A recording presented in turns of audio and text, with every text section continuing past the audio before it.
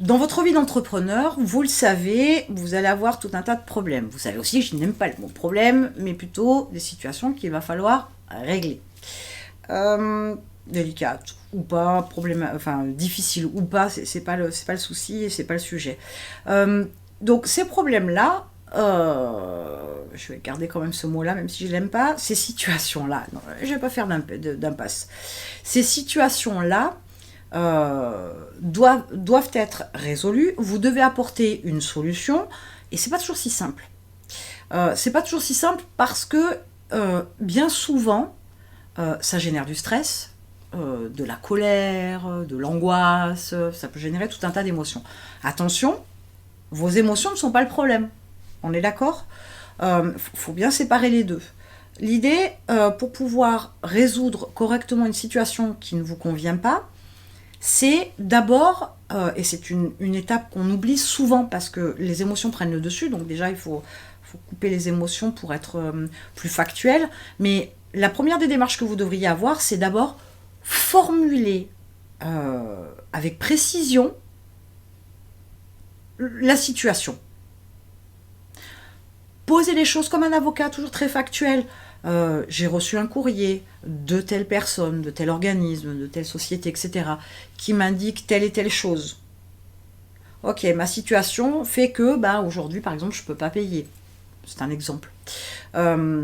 Ok, donc j'ai besoin de trésorerie. Ma trésorerie, je l'ai comment ?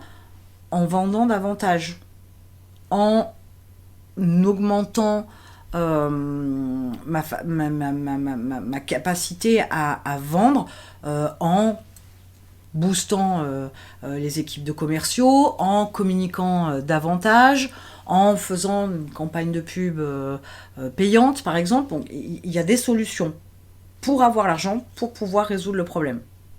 Mais l'idée, c'est déjà de formuler les choses. Avant même de décider ou d'agir en ayant pris la décision d'une solution ou d'une autre, commencez déjà par poser les choses, par formuler. Mais formuler, c'est autant définir, préciser, donner les détails de la situation là, mais aussi de prendre en considération les conséquences en fonction des diverses solutions que vous trouverez, que vous chercherez bien évidemment. Pourquoi ? Parce que bien souvent aussi, on a une situation qu'il faut résoudre, qu'il faut régler. On a une première idée, une deuxième idée, une troisième idée. Sur les 3 idées de solutions, il y en a qui vous plaisent, il y en a qui vous plaisent pas. Mais on n'en est pas là. Le problème, c'est que vous êtes sur une approche de qui vous plaise ou qui vous plaise pas.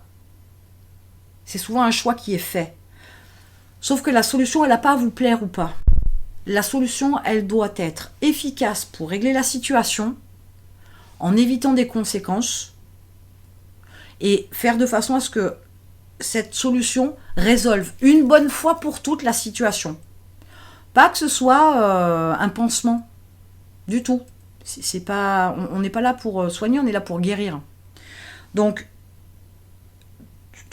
chercher et trouver tout un tas de solutions et choisir la solution en fonction de ce qu'il y a à faire et des résultats que ça va donner, des conséquences que ça pourrait avoir. Dans votre approche de régulariser une situation un peu compliquée, le simple fait de poser les choses, et une fois de plus, papier, stylo, arrêtez de ne faire qu'utiliser votre cerveau, parce qu'il est bon, mais souvent il n'est pas bon, il oublie plein de choses. Écrivez noir sur blanc. Voilà ce qui s'est passé à telle date, le courrier que j'ai reçu, le contenu, etc. Et ne faites pas une interprétation du contenu du courrier que vous avez reçu. Soyez vraiment très factuel, le plus objectif possible. Et énumérez toutes les solutions, énumérez tout ce qu'il y a à faire pour ces solutions-là, énumérez quelles sont les conséquences qu'il peut y avoir derrière. Et toujours dans l'optique de « je choisis la solution pour régler le problème une bonne fois pour toutes », pas pour mettre un pansement. Et si la solution ne vous convient pas, on s'en fout. C'est pas pour vous plaire ou pas vous plaire, on n'en est pas là, on en est à régler une situation. Ne prenez pas pour vous quelque chose qui ne vient pas de vous. N'y mettez pas des émotions là où il n'y a pas lieu d'être. N'y mettez pas une implication personnelle là où il n'y a pas lieu d'être. Donc, une approche plus organisée, plus structurée pour résoudre un problème et sûrement de base très efficace, c'est de formuler d'abord avant de partir dans tout et n'importe quoi. En précisant les choses, en prenant en considération certains éléments, notez-le noir sur blanc et j'insiste, vous verrez que c'est beaucoup plus simple. Et le fait d'y mettre que des faits fera qu'il y aura cette distanciation qui se fera avec vos émotions et vous ne réfléchirez qu'avec des faits, des actes et non pas avec des émotions. Les émotions sont très mauvaises conseillères. Je vous donne le plus bel exemple qu'on connaisse, que quasiment tout le monde connaît, au moins un jour, au moins une fois, c'est une rupture amoureuse. Quand vous décidez de partir, vous avez choisi, pris le contrôle, décidé, et ça se passe nettement mieux que pour la personne qui a été quittée. Et quand vous êtes quitté, qu'on vous impose, c'est beaucoup moins fun. Et là, vous êtes capable de faire tout et n'importe quoi. De vous à moi, qui n'a pas fait des choses dingues, pour pas dire autre chose, par amour, parce qu'il y avait des sentiments, que voilà, on a été plaqué et on l'a mal vécu et on a fait un peu tout et n'importe quoi. Les émotions sont de mauvaises conseillères.